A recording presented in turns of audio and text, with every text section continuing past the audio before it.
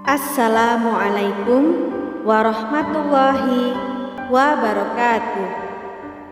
Mari bersama-sama kita mengucap syukur alhamdulillah atas rahmat Allah kita dapat bertemu kembali di channel Wanita Bahagia.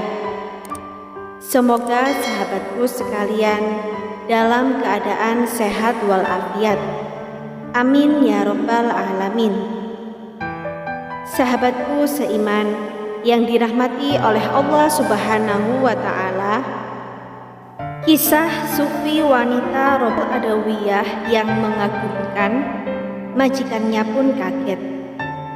Rabi'ah al-Adawiyah bernama lengkap Rabi'ah binti Ismail al-Adawiyah, tokoh sufi wanita yang dijuluki Syahidatul Ishqil Ilahi atau wanita yang syahid oleh kerinduan ilahi ini lahir dan wafat di Basrah, Irak pada abad ke-2 Hijriah.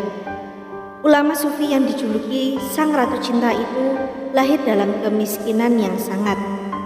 Dikisahkan, tak ada kain untuk menyelimuti dirinya, tak ada minyak setetes pun untuk pemoles pusarnya, tak ada lampu untuk menerangi kelahirannya.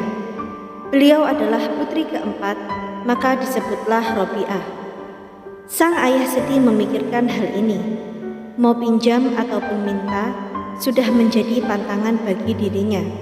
Semuanya digantungkannya kepada Allah. Dalam kesedihan ia bermimpi bertemu sang nabi yang menghibur hati. Temuilah gubernur Basrah dan katakan, setiap malam engkau kirimkan sholawat 100 kali kepadaku, dan setiap malam Jumat 400 kali. Kemarin adalah malam Jumat dan engkau lupa mengerjakannya. Sebagai penebus kelalaianmu itu, berikanlah kepada orang ini 400 dinar yang telah engkau peroleh dengan halal. Gubernur pun memberikan apa yang dikehendaki oleh Nabi, ditambah dengan 2000 dinar bagi sedekah orang miskin. Cukuplah sudah untuk kebutuhan keluarga Rabi'ah. Sampai keadaan berbicara lain, bencana kelaparan melanda Basrah. Seorang penjahat menculik Rabi'ah untuk kemudian dijual di pasar budak seharga 6 dirham. Majikan membelinya dan memberikannya tugas-tugas yang berat. Siang hari Rabi'ah bekerja sambil berpuasa. Malam harinya dihabiskan untuk mujahadah dan muwajahah dengan Rabbnya. Kedekatan beralih menuju keakroban. Keakroban membawanya kepada kerinduan, dan kerinduan telah mengantarkannya pada cintanya pada Tuhannya. Aku adalah miliknya. Aku hidup di bawah naungannya. Aku lepaskan segala sesuatu yang telah kuperoleh kepadanya. Aku telah mengenalnya sebab aku menghayati. Rabi'ah dibebaskan. Satu malam yang dingin, sang majikan merasakan kegelisahan dalam hatinya. Maka ia pun berjalan ke belakang rumah, memeriksa sekelilingnya, memeriksa kunci-kunci rumahnya. Dan ketika ia sampai di dekat gudang tempat Rabi'ah tinggal, kekagetannya membuat ia sendiri gugup. Lampu yang semula dipegangnya kini terlempar entah kemana. Bagaimana tidak, ketika ia melongokkan kepalanya ke dalam ruang tempat Rabi'ah beristirahat, ia sedang melihat Rabi'ah menjalankan sholat, dan di atasnya tampak cahaya yang terang benderang. Bukan lampu, sebab cahaya itu tidak bergantung kepada suatu apapun. Esok harinya, Rabi'ah dipanggil. Majikannya menyampaikan keinginannya. Ia membebaskan Rabi'ah sebagai budak. Kini Rabi'ah merdeka. Meski sang majikan berharap Rabi'ah mau untuk tinggal di rumahnya, tapi ia memilih untuk pergi menjauhi masyarakat sekitar. Dan ia menemukan sebuah gua di pinggir desa. Tinggallah ia di sana. Suatu hari di musim semi, Rabi'ah memasuki tempat tinggalnya. Kemudian ia melongok keluar sebab pelayannya berseru, "Ibu, keluarlah dan saksikanlah apa yang telah dilakukan oleh Sang Pencipta." Lebih baik engkaulah yang masuk kemari dan saksikanlah Sang Pencipta itu sendiri. Aku sedemikian asyik menatap Sang Pencipta, sehingga apa peduliku lagi terhadap ciptaan-ciptaannya, sahut Robiah dari dalam. Bertemu pencuri. Suatu malam sebab terlalu letih, Robiah tertidur. Seorang maling menyelusup masuk ke dalam rumahnya dan mencuri cadarnya. Tetapi tak ditemuinya pintu keluar. Cadar diletakkan, pintu keluar terlihat. Cadar dibawa, pintu keluar tak terlihat lagi.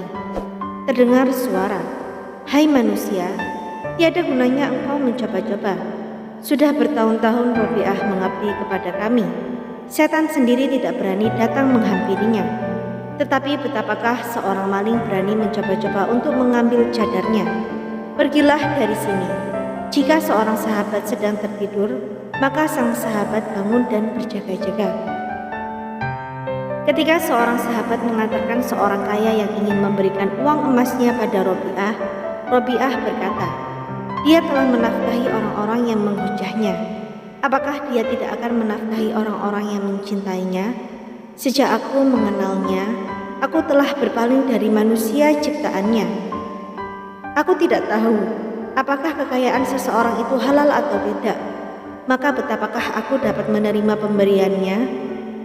Di malam-malam hari yang sepi dan sunyi, dalam kerinduannya dengan Sang Maha Pencipta, Robiah bergumam sambil bersujud, "Ya Allah, apapun yang akan Engkau karuniakan kepadaku di dunia ini, berikanlah kepada musuh-musuhmu. Dan apapun yang akan Engkau karuniakan kepadaku di akhirat nanti, berikanlah kepada sahabat-sahabatmu, karena Engkau sendiri cukuplah bagiku. Ya Allah, semua jeripayahku dan semua hasratku di antara kesenangan-kesenangan dunia ini adalah untuk mengingat Engkau. Dan di akhirat nanti, di antara segala kesenangan akhirat adalah berjumpa denganmu. Begitulah halnya dengan diriku. Seperti yang telah kukatakan, kini berbuatlah seperti yang Engkau kehendaki."